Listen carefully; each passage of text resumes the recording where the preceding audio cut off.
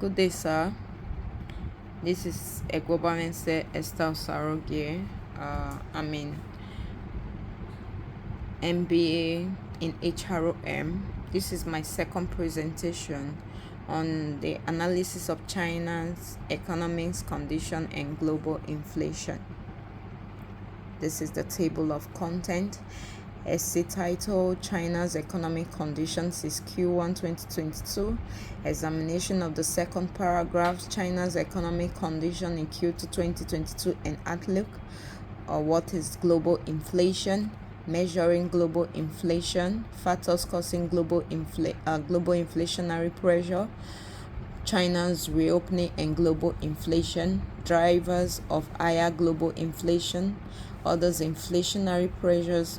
Currency fluctuations, combating global inflation in Nigeria, comprehensive inflation response, and conclusion. Analysis of China's economic condition and global inflation. Because of my time, I'm just going to read through for you, sir. China's economic condition since Q1 2022. The GDP growth, gross domestic profit growth of 8.1% in Q1 2022, exceeding expectations. Industrial production up to 9.8% in Q1 2022. Exports surged 38.7% and imports increased 39.8% in Q1 2022.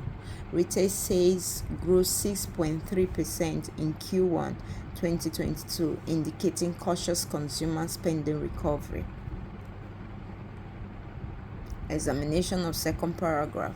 Concerns about rising inflation and impact on economic outlook. Debate over sustainability of export-led growth model. Need a balanced domestic and international flows. China's economic condition in Q2 2022 and outlook. Gross domestic profit growth maintained at 7.9% in Q2 2022.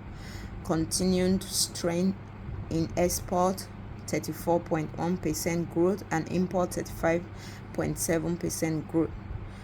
Retail sales expanded 7.2% in Q2 2022, showing steady consumer recovery. Anticipated moderation in gross domestic profit growth in Q1 2023, but resilient trade and domestic demand. Key issues: balancing growth and financial risk, promoting inclusive and sustainable development, enhancing sustainability. What is global inflation? Global inflation refers to the overall increase in the general price level of goods and services across the world. It is macroeconomic phenomenon influenced by global factors like international trade, commodity price, and monetary policies. Overall increase in general price level of goods and services across the world. Global inflation, it's a measure of rate at which the average price level of a basket of consumer goods and services is rising on global scale. It's also influenced by the combination of global factors like international trade, commodity price, monetary policies, and so on and so forth. Measuring global inflation. Global inflation. Key indicators used to measure global inflation: World Average Consumer Price Index (CPI), G7 or G20 average inflation rate, OECD average inflation rate, IMF global inflation rate.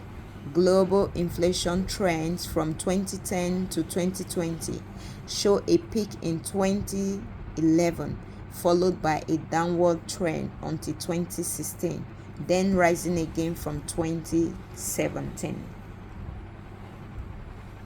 Factors causing global inflationary pressure: commodity commodity price. We talk about the surge in the prices of goods and services in the economy, supply chain disruption. Excuse me, sir. Supply chain destruction, which led to the supply chain bottlenecks and shortage of various goods and materials, as manufacturing and logistics were disrupted worldwide because of the COVID-19. This really take a toll in the economy.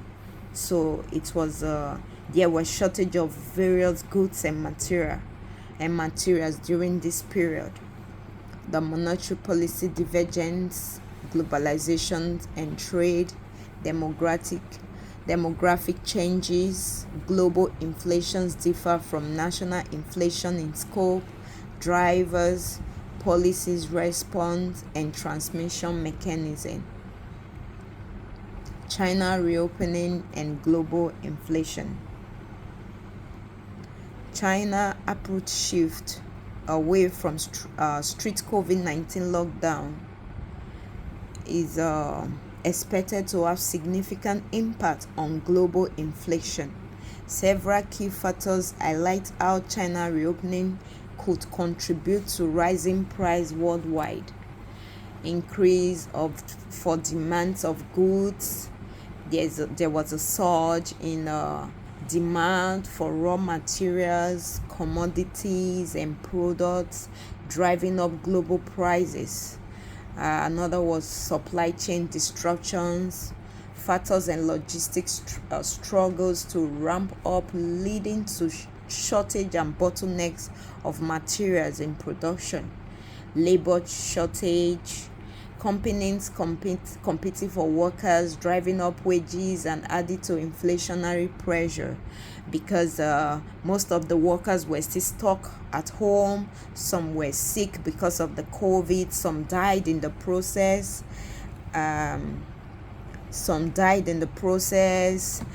Some were not able to travel back to location because of the lockdown. This really take a toll on the world. It really make the world to suffer a great deal. Supply chains bottleneck, factories and logistics struggle to meet pent-up demand after COVID restriction. Because of the COVID, there was lot of demand because everybody was going for the product, but there was shortage too because workers were not allowed to travel back to various locations for work. This really take a toll on them, creating temporary shortage and imbalances, driving price higher because of the shortage in workers, shortage in productions. This really make the prices of goods and services to go up. That makes the old world to stand still. Some were not able to feed because of the higher price in goods and services. Another was a labor shortage. I talked about that before, about workers not able to come to locations because of the lockdown, and competition for workers as China's economies reopen, leading to higher wages because most of the workers was absent. Some were dead, some were hospitalized, some were still sick or suffering one or two complications from COVID. So this led to shortage of workers, which make them to be competing for the ones available. Other inflationary pressures, currency fluctuation, rise in values of Chinese yuan makes exports more expensive for importers. Increased freight and shipping costs because of the losses they've gone through during the lockdown. The little they can ship out, they increase the cost, and because they had to pay workers that were available, they had to buy more materials which were available in a very high price. This leads to increase too for them, and the consumer had to suffer it because they have to pay higher for these goods that were able to be shipped to them. Global logistics network running at full capacity again. Spillover effect from Russia-Ukraine war. Ongoing conflict has already disrupted energy and food supply globally. Combating global inflation in Nigeria. Monetary policy adjustment. This one raise interest rate to curb consumer demand, increase bank reserve requirement to limit money supply. Exchange rate management. Closely monitor the naira, intervene in forex market to stabilize currency, attract foreign investment and boost export to strengthen the naira. Policies to attract FDI and boost export too. Fiscal policy measure.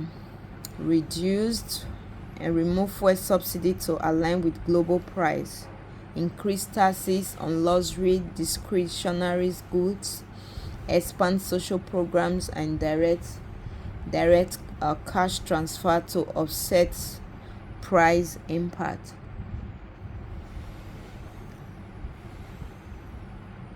Comprehensive inflation response. Supply side reforms. Invest in infrastructure to improve logistics and supply chains. Encourage domestic production and economic diversification. Use price control subsidies on essentials consciously. Regional and global coordination. Engage with other African countries for coordinated response. Exploit collective purchasing power for essential goods. Strengthen trade ties with less affected countries. Continuous monetary adaptation.